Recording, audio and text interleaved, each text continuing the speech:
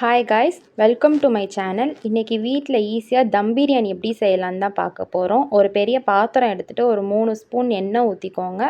எண்ணெய் ஊற்றினதுக்கப்புறம் ஒரு 2 ஸ்பூன் நெய் ஊற்றி நல்லா காஞ்சதுக்கப்புறம் ஸ்பைசஸ் ஆட் பண்ணிக்கோங்க. என்ன ஸ்பைசஸ்னு உங்களுக்கு ஸ்க்ரீனில் கொடுத்துருக்கேன். அதுக்கப்புறம் வந்துட்டு ஒரு 2 மீடியம் சைஸ் வெங்காயத்தை ஸ்லைஸ் பண்ணி ஆட் பண்ணிக்கோங்க. வெங்காயம் கொஞ்சம் நல்லா வதங்கினதுக்கப்புறம் ஒரு கொத்து கருவேப்பிலை ஆட் பண்ணிக்கோங்க. கருவேப்பிலை ஆட் பண்ணதுக்கப்புறம் கொஞ்சமாக உப்பு போட்டுக்கோங்க. அப்போ தான் வெங்காயம் வந்து கொஞ்சம் நல்லா வதங்கும். நல்லா வதங்கினதுக்கப்புறம் இஞ்சி பூண்டு பேஸ்ட் ஆட் பண்ணிக்கோங்க. இஞ்சி பூண்டு பேஸ்ட்டு ஃப்ரெஷ்ஷாக வீட்டில் அரைச்சது தான் நான் ஆட் பண்ணியிருக்கேன். இஞ்சி பூண்டு பேஸ்ட் நல்லா வதக்கி விட்டு அதில் இருக்கிற பச்சை வாடை போகிற அளவுக்கு நல்லா அதை வதக்கி விட்டுக்கோங்க. அது வதங்கினதுக்கப்புறம் ஒரு 2 மீடியம் சைஸ் தக்காளி எடுத்து ஸ்லைஸ் பண்ணி ஆட் பண்ணிக்கோங்க. குட்டியாக வெட்டிக்கோங்க. அப்போ தான் கொஞ்சம் ஈஸியாக வேகும். இது நல்லா ஆட் பண்ணி நல்லா வந்து வதக்கி விட்டுக்கோங்க காய்ஸ். தக்காளி வந்து ஆட் பண்ணதுக்கப்புறம் தக்காளி நல்லா வந்து வதக்கிக்கோங்க. தக்காளிலேருந்து நல்லா வந்து வேகணும் காய்ஸ். தக்காளி நல்லா வெந்ததுக்கப்புறம் அந்த ஆயிலில் வந்து செப்பரேட் ஆகும். தக்காளி நல்லா வெந்ததுக்கப்புறம் அதுக்கப்புறம் நீங்கள் வந்து ஸ்பைசஸ் ஆட் பண்ணிக்கலாம். ஒரு 1 spoon chilli powder, 1/2 spoon turmeric use பண்ணிக்கோங்க. மஞ்சள் வந்து சிக்கனில் ஆல்ரெடி போட்டு வாஷ் பண்ணியிருக்கனால 1/2 ஸ்பூன் மஞ்சள் ஆட் பண்ணிக்கோங்க, கரெக்டாக இருக்கும். அதுக்கப்புறம் பிரியாணி மசாலா, சக்தி பிரியாணி மசாலா வந்து ஒரு 1 1/2 ஸ்பூன் வந்து சேர்த்துக்கோங்க. இதை நல்லா வந்து வதக்கி விட்டுக்கோங்க. இதிலேருந்து பச்சை ஸ்மெல் போகிற வரைக்கும் நல்லா வதக்கிக்கோங்க கைஸ். அதுக்கப்புறம் வந்துட்டு நான் ஸ்க்ரீனில் கொடுத்துருக்க இன்க்ரீடியன்ட்ஸ் எல்லாமே நல்லா வந்து அரைச்சி ஆட் பண்ணிக்கோங்க.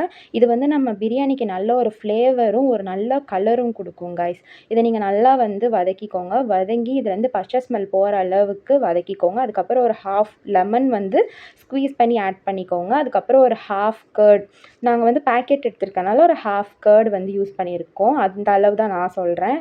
நீங்கள் அப்படி ஆட் பண்ணிக்கோங்க. அதுக்கப்புறம் வந்து இதை வந்து நல்லா வந்து கொதிச்சதுக்கப்புறம் நம்ம வந்து உப்பு ஆட் பண்ணிவிட்டு அதுக்கப்புறம் சிக்கன் போட்டுக்கலாம் கைஸ். சிக்கன் ஆட் பண்ணதுக்கப்புறம் சிக்கன் நல்லா வந்து இந்த மசாலாவில் இறங்குற அளவுக்கு நல்லா கொதிக்க விட்டுக்கோங்க கைஸ். நல்லா கொதிச்சதுக்கப்புறம் சிக்கன் ஆட் பண்ணுறதுக்கு முன்னாடி ஒரு 1/2 ஸ்பூன் கஸ்தூரி மேத்தி ஆட் பண்ணிக்கோங்க கைஸ். நான் சொல்கிறதுக்கு மறந்துட்டேன். நீங்கள் வந்து சிக்கன் ஆட் பண்ணுறதுக்கு முன்னாடி ஆட் பண்ணிக்கோங்க.